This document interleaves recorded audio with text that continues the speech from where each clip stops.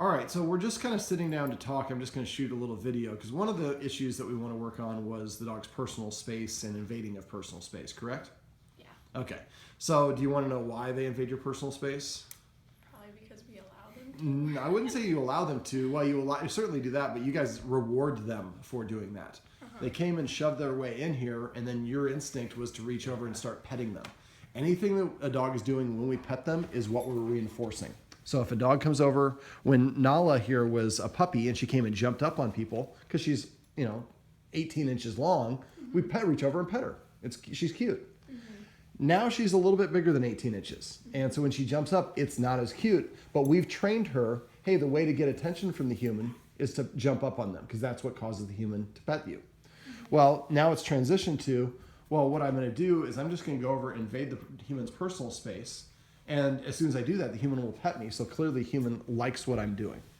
And so it's important that we recognize this. And I practice something I call petting with a purpose. So I consider petting a dog our way of paying the dog. Well, right now you guys are paying the dogs for doing what they want to do. If you got paid to do what you want to do rather than what your bosses wanted you to do at work, you'd probably be horrible employees because we do things at work because we're paid to do them, not what we would rather be doing. We do that at our home. So if every time the dog goes and invades our personal space, we pet them, we're training them to do the exact opposite of what we want. Do they ever come and stick their nose like underneath your hand like that and shove your arm up? Loki does Okay. more than anyone. So that's a way of saying, I want your attention, pet me, giving you a demand, right? Like right there. That's exactly it. So if we do that, and then if the dog does that, and then we pet the dog, what we're telling the dog is, yes, you can tell the humans what to do, and the humans will do it. That means you have authority over the human, at least in some capacity. Now, I asked earlier what rules they had, and they're not allowed in the furniture, which is good. It's a good rule for structure, I should say, not that it's good in general, for dogs that don't listen to you, because the higher they sit, the more rank or status they have. But a lack of rules gives the dogs the impression that we're peers. If we're peers, then listening to the humans becomes optional. But if we get to go boss the human around and tell them what to do, invade their personal space or nudge them and they pet me, I'm not just even with the humans, I'm superior to them. I tell them what to do and they do it. And so when the humans tell me not to do something, I have no motivation to listen to them because I consider listening to them as optional because, again, I have dominion over them. So what I do is if the dog comes over and nudges me, is I ask her to sit, and then I pet her under her chin. Now, every time that she raises her paw like that, I pull my arm away. This is my way of saying I disagree. And I do it immediately. You have a window of about 3 seconds to pet your dog. Nala, sit. For them to make the connection as to what it is. But if you let your dog put its paw on top of you, that's a way of dominating you. So the way to disagree is immediately withdraw your arm. And so notice now she's not trying to put her paws up on top of me. Now she's trying to mouth me a little bit, and we'll talk about that and some techniques for that off camera. But let's get back to petting with a purpose. Loki, sit, Nala. So she sat and he didn't, so I'm petting her and not petting Loki. So what I do is I give them a counter order anytime they tell me to sit. Sit. Then I reach under and I pet them under their chin.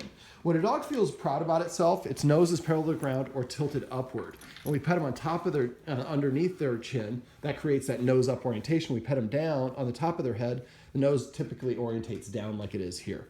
So just getting into the habit of petting your dog with the tilting the nose up makes them feel better about it.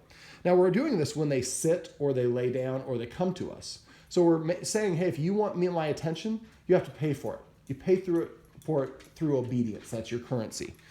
And as soon as you tell the human what to do, nothing happens. As soon as the human tells you what to do and you do it, the human will hook you up. So after a while, what the dog will do is he'll come and start to sit in front of you and say, hey, I'm sitting. Shouldn't you be petting me? I'm prepaying for my attention. And we want to pet them as much as possible. Now, a lot of us like to pet the dog and say, oh, what a good girl. You sat down. You're the smartest dog, Nala. The more words we use when we're training them, the more confusing it gets, just like the harder it is for us to learn a foreign language. So when she sits, I'm going to pet her and I'm going to say, sit.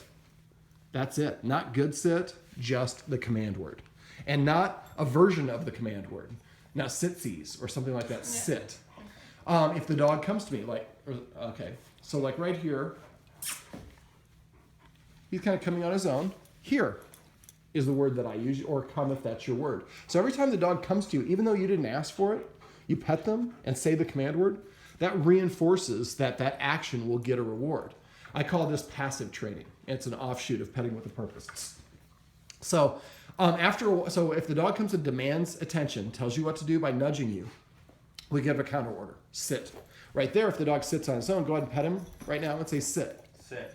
Even though he did it on his own, now he's doing it to scratch.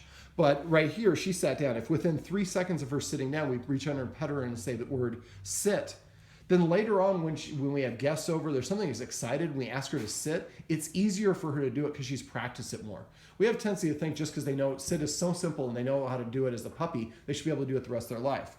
Recently, I tried to write a letter in cursive, and I used to get A's in penmanship. I can't write in cursive anymore because it's been over 20 years, a little longer than that, since I've written in cursive. So that skill was degenerative, and I lost it.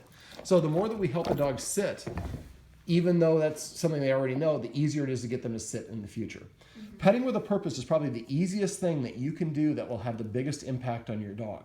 If you get in the habit of doing it, I just use the hand motion, rock it up, kind of do a seat over her head, and then as soon as she sits down, lower my hand underneath, and then I give them a treat that's in my palm of my hand, or I tickle, or I do both.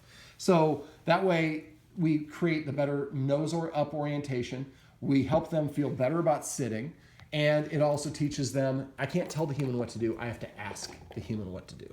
And that's a big shift in leader-follower dynamic that will go a long ways towards helping your dog to listen to you. So that's what I like to call petting with a purpose. Yeah.